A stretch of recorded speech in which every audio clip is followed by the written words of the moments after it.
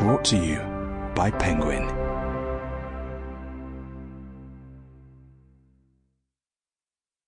Books Do Furnish a Life by Richard Dawkins. Read by Richard Dawkins with Lalla Ward and including discussions between Richard Dawkins and Neil DeGrasse Tyson, Adam Hart-Davis, Steven Pinker, Christopher Hitchens, Lawrence Krauss and Matt Ridley.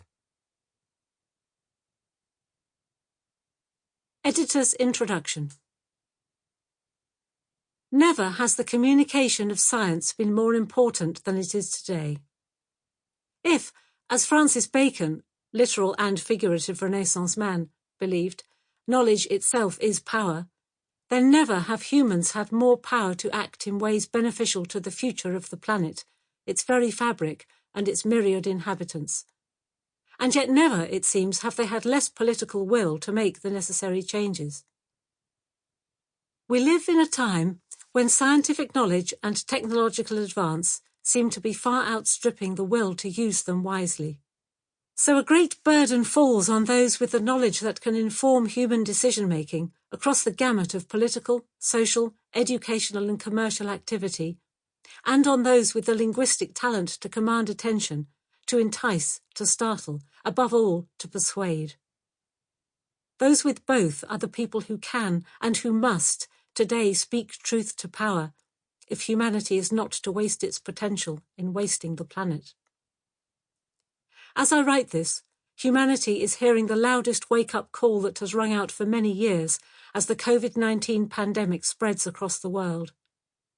Huge amounts of dedicated endeavour, political will, popular passion and rapid action have gone into efforts to combat this disease, its causes and its effects, all in a matter of months.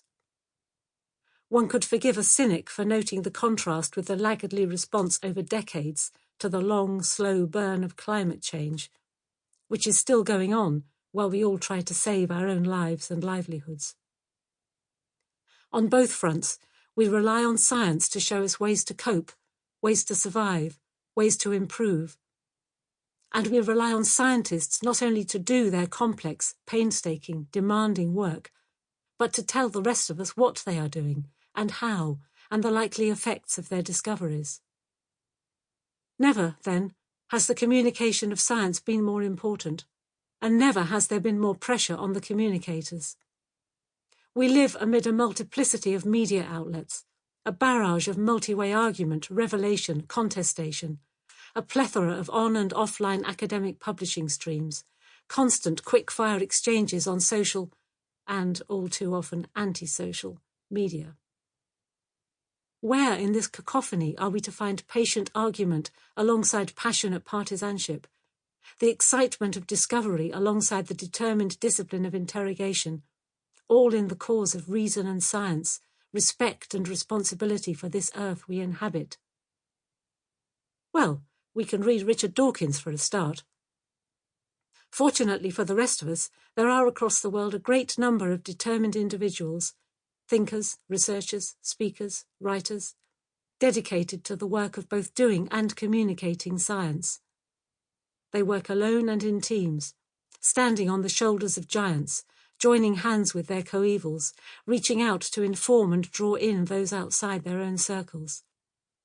Richard Dawkins is one of the most eminent of them, and, with characteristic energy and generosity of spirit, he is also one of the most active in promoting the efforts of others engaged in the same enterprise.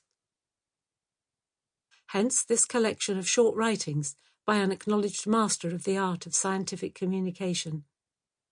All are in one way or another connected with books, mostly science books, the books that have furnished Richard's life in science.